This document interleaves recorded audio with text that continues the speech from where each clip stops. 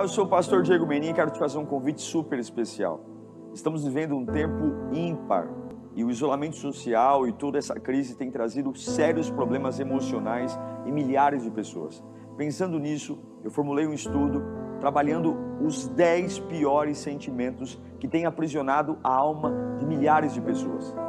Nós vamos trabalhar uma série de ministrações todas as segundas e quartas-feiras, nas próximas 5 semanas, sempre às 9h30 da noite, e vamos falar desses 10 piores sentimentos. O viés desse encontro é Bíblia, ministração e libertação. Convide o máximo de pessoas que você puder.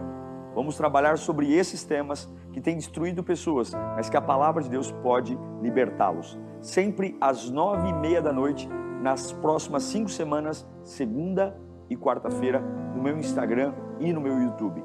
Que Deus te abençoe. Vamos ouvir a palavra, irmãos queridos. Eu confesso aos irmãos que essa semana tem algumas coisas que a gente observa, principalmente no meio evangélico, que mexe com a gente, né? Eu assisti uma reportagem que até de alguma forma fiquei um pouco constrangido, quando uma denominação evangélica, e aqui não vou citar o nome por questão ética, mas começou a vender feijão, né? Grãozinhos de feijões por R$1.000, enfim. E a gente acredita muito que o brasileiro e as pessoas têm fé. Mas quando você só tem uma fé que é pautada no ganhar, no crescer, e você não perde nunca, perder para você é um absurdo, você ganha sempre. Quebra Eclesiastes 3, quando diz que há tempo de ganhar e tempo de perder. Há um tempo. Eu queria hoje dizer que tem coisas que você precisa decidir perder hoje. A gente é péssimo para perder. Até quando perde, quer perder por cima. Terminou um relacionamento, se a outra parte do relacionamento está melhor do que a gente fica incomodado. Porque até para perder, a gente quer perder por cima. Aceita perder. No Evangelho, perder faz parte de um processo. Nós nunca fomos feitos só para ganhar. E é isso que eu queria ministrar ao seu coração nesse dia. Isaías capítulo 43, versículo 18, diz assim o texto. Isaías 43, 18. Esqueçam o que se foi. Não vivam no passado. Eu vou ler de novo. Esqueçam o que se foi. Não vivam no passado. Vamos orar? Senhor, fala conosco nesta manhã. Fala conosco com todos que estão conectados comigo ao vivo agora. Aqueles que vão assistir ao longo do domingo, que vão assistir ao longo dos meses. Mas onde essa palavra chegar, que haja vida, poder, unção. Que o Senhor traga a nós revelação de quem Tu és. Quebrando em nós o orgulho, Senhor. E morando e trazendo equilíbrio à nossa alma. É o que eu te peço em nome de Jesus. Amém. Não existe renúncia ganhando. Renúncia é perder. Não existe um cristão verdadeiro que não consegue, ou que não permite aborrecer sua própria vida. A vida que Jesus preparou para todos aqueles que o servem e que o amam, é uma vida de renúncia e uma vida de muitas perdas. Pastor, que loucura! Sim, muitas perdas. Muitos querem servir Jesus, mas não querem pagar o preço. E é por isso que muitos estão aí enroscados em sementes de feijão, panos, os misticismos. É por isso que muitos estão aí aprisionados, e as igrejas tentando a todo preço trazer as pessoas para o próximo culto. Mas a igreja não foi feita para levar a pessoa para o próximo culto. A igreja foi feita para levar a pessoa para a eternidade, para o céu. É para morar com Deus. Jesus Cristo, em Lucas capítulo 10, Ele chama 70 discípulos, 70 homens que eram novos convertidos. Poucos sabiam sobre Deus, poucos sabiam sobre a fé, mas tiveram uma conversão. O que normalmente nós fazemos com as pessoas que conhecemos rapidamente? O que a igreja nos dias de hoje tenta fazer com os novos cristãos? O que pastores, líderes, bispos, apóstolos tentam fazer com aqueles que logo chegam na igreja? Nós logo tentamos dizer: fique conosco, que o futuro é glorioso. Fique conosco, que sua vida vai ser transformada. E realmente o futuro é glorioso. Realmente a vida vai ser transformada. Mas tudo o que nós pintamos para essas pessoas é que elas vão ganhar o tempo todo. Elas vão ganhar abrigo, elas vão ganhar atenção, elas vão ganhar afeto, elas vão ganhar cumplicidade, elas vão ganhar solidariedade, elas vão ter apoio, elas vão ganhar, ganham. E na primeira vez que elas têm que perder, elas simplesmente não sabem como agir. Eu vou dizer para você como é que Jesus conversou com os novos cristãos. Qual foi o papo que ele teve logo na integração dos 70 novos discípulos? Ele chama os 70 e fala: vocês querem trabalhar comigo? Tem uma missão para vocês. Lucas capítulo 10, versículo 2. A primeira coisa que ele vai dizer para eles: a colheita é grande, mas os trabalhadores são poucos. Portanto, peçam ao Senhor da colheita que mande trabalhadores para a colheita. O que ele está falando? Olha, que bom que vocês vão trabalhar comigo, que bom que vocês aceitaram a seguir meu caminho. Eu já começo o papo com vocês dizendo: vocês serão poucos, e vocês terão que orar pela vida de vocês, porque são poucos os trabalhadores. Eu não quero desanimar vocês não, mas já comecem se acostumando, que vocês vão ter que orar por vocês, e não contem com muita gente, porque são poucos os trabalhadores. A segunda coisa que Jesus fala para esses novos cristãos, está lá no versículo 3 de Lucas 10. Ide, vão, e eu estou lhes enviando como cordeiro entre lobos. Olha que processo de integração, olha que lírio play tremendo. Olha que boas-vindas. Além de vocês serem poucos e terem que orar por suas vidas, vocês correm risco de serem mortos nesse projeto, porque eu estou enviando vocês como cordeiros no meio de lobos. Que palavra motivadora, né? Ele não está falando aqui no caso, nesta época, muito de morte física, porque havia uma perseguição de prisões contra os cristãos.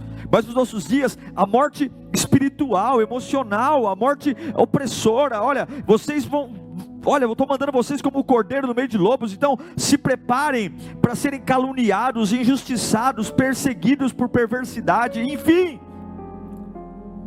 se preparem. Aí sabe o que ele vai dizer para os novos cristãos, preparando eles para a missão? Lá no versículo 4, de Lucas 10. Não levem bolsa, nem saco de viagem, nem sandália, Jesus falando, e não saudem ninguém pelo caminho. Além de vocês serem poucos, além de vocês terem que orar por vocês, além de vocês correrem risco de morrer, tem muitas vezes que vai faltar provisão, vai faltar o necessário, e vocês vão estar sozinhos. Então não levem bolsa, não levem saco de viagem, e não cumprimentem ninguém pelo caminho. O que ele está falando? Muitas vezes me servir é não ter lugar para estocar nada, não ter alimento, não ter provisão, e principalmente estar sozinho. Mas há uma recompensa. Lá no versículo 17, depois que eles voltam da missão, os 72 voltaram alegres e disseram: Senhor, até os demônios se submetem a nós em teu nome. Pode colocar o 18. E ele respondeu: eu vi Satanás caindo do céu como relâmpago, e eu lhes dei autoridade para pisarem sobre cobras e escorpiões, e todo o poder do inimigo nada lhes fará dano. Contudo, alegrem-se, não porque os espíritos se submetem a vocês, mas porque os seus nomes estão escritos no livro da vida. Jesus chamou eles para um papo, e antes deles verem o milagre, Jesus ensinou eles a decisão de perder. Vocês querem trabalhar comigo? Vocês vão ser poucos, Vocês querem trabalhar comigo? Vocês vão ter que aprender a orar por vocês mesmos, porque a seara é grande e poucos são os ceifeiros. Então orem. Vocês querem trabalhar comigo? Vocês correm o risco de morrer, serem apedrejados, vocês correm o risco de serem ofendidos. Vocês querem trabalhar comigo? Vocês correm o risco de não ter bolsa, não ter suprimento. Você corre o risco de ficar solitário, sem saudar ninguém pelo caminho. Mas lá na frente, quando eu me submeto a tomar a decisão de perder, eles voltam da missão felizes e alegres. O que é que está te destruindo? Porque você ainda não aceitou perder. Não adianta você enterrar um sentimento vivo. Não adianta você sepultar algo que está vivo. E o evangelho não é grão, caroço de feijão. Evangelho é a capacidade de suportar. Em Lucas capítulo 15, Jesus conta 3 parábolas. Eu não vou me ater muito a elas. Ele conta 3 parábolas falando sobre perda. A parábola da ovelha perdida, da dracma perdida e do filho perdido. O que ele está ensinando? Quando ele conta a parábola da ovelha perdida, ele está dizendo o seguinte: olha, na caminhada cristã tem relacionamentos que vão ser perdidos. A ovelha representa relacionamentos. Não quer dizer que eu preciso deixar os relacionamentos acabarem e não sentir, mas ele está dizendo, numa vida cristã, relacionamentos acabam. Lute para restaurá-los, mas não se surpreenda quando acabar. Aprenda a perder. Quando ele conta a parábola da dracma perdida, ele está dizendo o seguinte: você vai ter perdas financeiras. A dracma simboliza valor. Além de perder relacionamentos, você vai perder valor, dinheiro, pode perder um carro, uma casa, uma oportunidade de emprego. Aceite perder, não quer dizer que você não precisa ir atrás disso, não quer dizer que você não pode lutar para recuperar o que perdeu, mas simplesmente não faça de uma perda o fim do mundo. Quando ele conta a parábola do filho pródigo, a perda do pai que vê o filho indo embora, ele está dizendo que também na vida teremos perdas da família.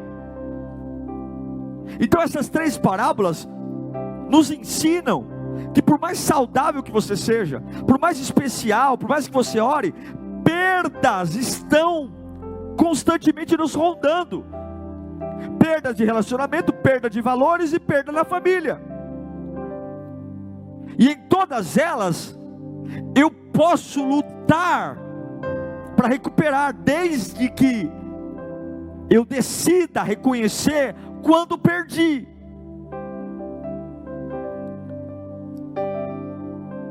E não ficar construindo um mundo paralelo de conversas, desculpas, para tentar manter-me preso a algo que eu não consigo aceitar que perdi.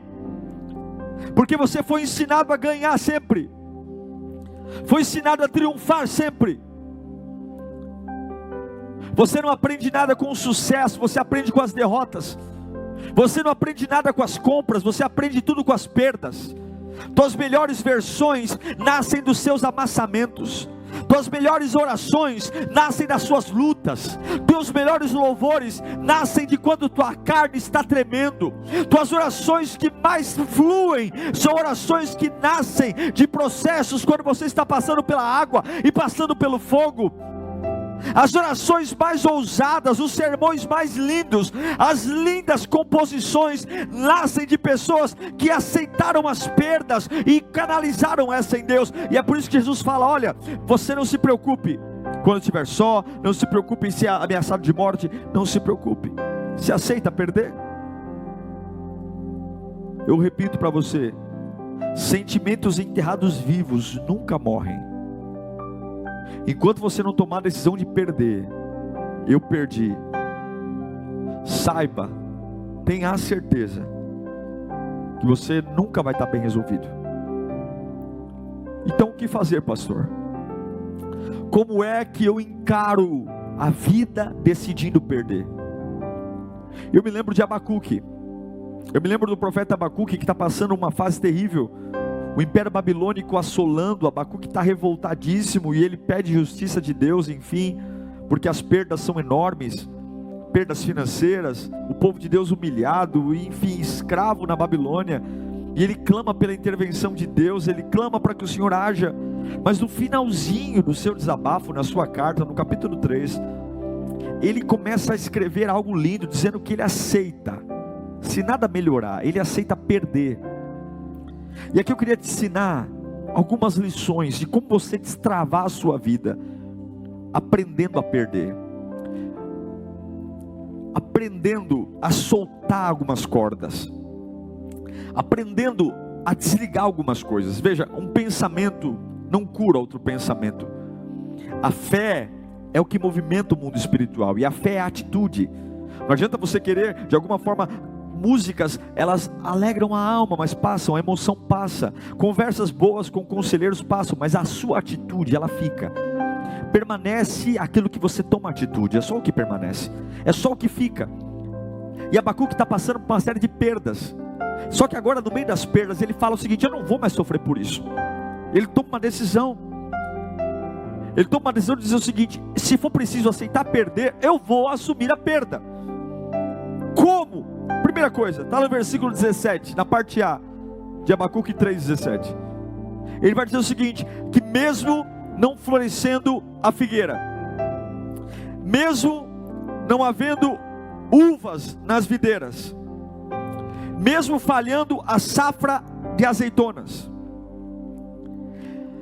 não havendo produção de alimento nas lavouras.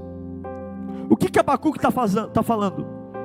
Mesmo que eu perda, eu estou assumindo a condição de perder a lavoura esse ano. Eu estou perdendo, eu estou assumindo a condição de que eu não terei isso de volta. Eu não terei mais esse emprego de volta, eu não terei mais essa família de volta, eu não terei mais o que eu estou assumindo essa condição. Eu vou parar de remoer. Então, mesmo que a figueira não floresça, mesmo que não haja fruto na vide, eu estou declarando isso, mesmo que eu estou aceitando perder, eu estou reconhecendo que eu não terei isso de volta. Eu quero dizer uma coisa: o fato de Abacuque não ter colhido, o fato de assumir a perda da não colheita, ele está dizendo: isso não vai me impedir de plantar de novo. E é isso que eu quero declarar na sua vida hoje.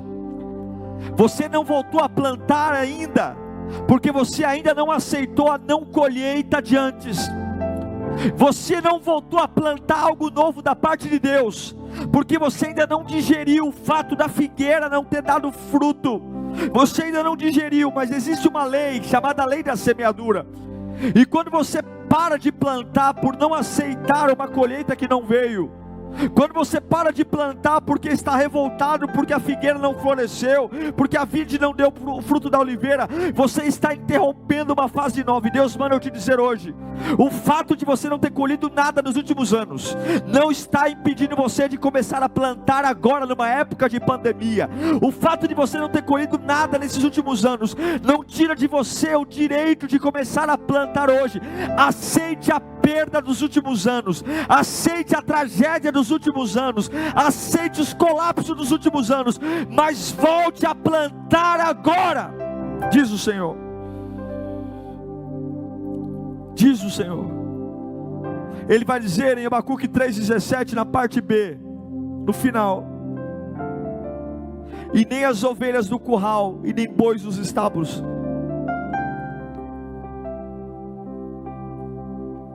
Demora muito para se recompor animais. Quando se roubam as ovelhas, quando se arrebatam os animais do aprisco, tudo para. Assim como o pastor espera que o rebanho venha para dar a provisão, a lã, o leite, a carne, Abacuque está dizendo: mesmo que o tempo passou, eu vou continuar esperando. Eu vou comprar de novo um bezerrinho, eu vou comprar de novo uma ovelha, mesmo que a minha perda me faça a gastar mais tempo, mas eu vou saber esperar de novo. A ovelha se encher de lã, o gado se encher de leite e carne, porque o fato de alguma fase da sua vida ter roubado o seu tempo, se você não aprender a perder e reconhecer que realmente você perdeu tempo, que realmente essa fase tirou de você oportunidades, enquanto você não aceitar essa perda, você tem que aceitar essa perda. Enquanto você não aceitar essa perda, você não vai ter a capacidade de voltar a esperar no Senhor. A gente precisa aprender a esperar no Senhor. Enquanto você não aprender a perder, a parar de ficar sepultando algo vivo, ao invés de destruir o que você tem que destruir, você não vai ter estrutura para esperar no Senhor. Ele diz no versículo 18 de Abacuque 3: todavia, ainda assim, eu exultarei no Senhor e me alegrarei no Deus da minha salvação. Ele está dizendo, o fato de eu ter chorado porque eu não tive colheita, o fato de eu ter chorado porque os animais foram roubados, o fato de eu ter chorado não me impede de me alegrar no Senhor. Quando você aceita perder, você entende que as lágrimas não vão impedir você de voltar a se alegrar no Senhor. Diante dos problemas, Abacuque diz, eu aceito perder, e ele profetiza alegria nele, ele profetiza regozijo, mesmo no momento que ele não está bem, no momento que ele não está legal. Talvez poucas pessoas entenderiam as palavras dele. Como que pode você voltar a plantar numa época que não tem colheita? Como pode voltar a querer recompor um rebanho, sendo que tudo foi arrebatado, foi exterminado? Como você pode se alegrar no Deus da sua salvação? Vamos falar dessas perdas, vamos para a justiça, vamos para os tribunais, vamos mexer nessas perdas. Não é possível, vamos fazer uma investigação criminal, vamos ver para onde foi. Não, eu aceito perder, eu aceito. Decida perder, porque a alegria do Senhor é a sua força. Quando Abacuque diz, eu alegrarei no Deus da minha salvação, ele evoca Neemias capítulo 8, versículo 10, quando diz que a alegria do Senhor é a nossa força. E Neemias acrescentou, podem sair e comam e bebam do melhor que tiverem, e repartam com o que nada têm preparados. Este dia é consagrado ao Senhor, não se entristeçam, porque a alegria do Senhor é a nossa força. Não se entristeça, porque a alegria do Senhor os fortalecerá. Aceite as perdas, para que você volte a sorrir num tempo como o de hoje. O fato de você não ver a colheita, o fato de você não ouvir os animais no celeiro, não tira de você a capacidade de crer. Muitos pararam de crer porque não aceitaram a perder. Estão presos em amuletos, presos em mandingas, em bíblias abertas do Salmo 91, presos em amuletos, em pulseiras, em colares, em copo com água, presos em misticismos evangélicos, mas pararam de crer, só conseguiram crer naquilo que tocam, só conseguem crer naquilo que pegam, naquilo que veem. Não, Abacuque diz, olha, a figueira falhou, a videira falhou, a oliveira falhou, os currais estão vazios, mas eu aceito essa perda, porque ele diz no versículo 19, em Abacuque 3, ele vai dizer para mim e para você, o Senhor, o soberano, eu não estou vendo nada, não tem colheita, não tem animais, mas o Senhor, o soberano é a minha força, ele faz os meus pés como o do servo, ele habilita a andar em lugares altos. Oh aleluia, para o mestre da música, para os instrumentos de corda, o que ele está dizendo? Não há nada para ver, não há fortalezas para resistir, os babilônicos estão aqui, está tudo ruim, mas se essa fase me tirou a colheita, se essa fase me tirou os animais, não é porque ela me tirou a colheita que eu vou deixar de plantar, não é porque ela me tirou os animais que levam tempo para recuperar que eu vou parar de esperar no Senhor, não é porque essa fase me fez chorar que eu vou parar de me alegrar no Senhor. E não é porque essa fase me tirou tudo para ver que eu vou parar de crer. Eu quero motivar você hoje a decidir perder, a não manter um capítulo de uma não colheita, de um arrebatamento de animais do campo, durar mais tempo do que a própria dor do dia. Você pode, Jesus olha para aqueles 70 homens e fala o seguinte: vocês querem me servir? Estejam preparados para serem poucos trabalhadores na colheita que é enorme. Preparados, porque eu vou enviar vocês como ovelhas no meio de lobos. Preparados, porque talvez vai faltar alforge, vai faltar comida. Preparados, porque talvez você não vai poder dar paz do Senhor e saudar ninguém pelo caminho, porque vão te odiar demais. Jesus disse: eu estou preparando vocês, porque o meu caminho é um caminho de renúncia, é um caminho de perdas. Mas eles voltam revigorados e renovados. Jesus conta as 3 parábolas: perda da ovelha, perda da dracma, perda do filho, perda de relacionamentos, perda de valores, perda familiar. Por que você não aceita perder? Por que só você não pode perder? Porque quando você perde algo, para você é o fim do mundo. Além de perder a sua paz, você faz todo mundo que mora com você também perder a paz. Por quê? Por que Deus não pode ser glorificado na sua vida através de uma perda?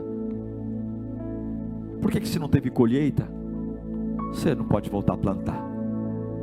Por que se os animais foram roubados, você não pode voltar a esperar em Deus por uma nova gestação? Por quê? Por que você chorou ontem, que te impede de sorrir hoje? Por quê? Por que você não pode sorrir agora? Por quê? Por que não há nada para ver e isso te impede de crer? Por quê? Por quê? Por quê? Ele está aqui. Ele é um bom pai. Ele está perto de você. Aceite perder. Aceite perder. Decida perder. Mas você vai voltar exultando Deus na sua salvação. Jó diz: o Senhor deu, o Senhor tomou, bendito seja o nome do Senhor.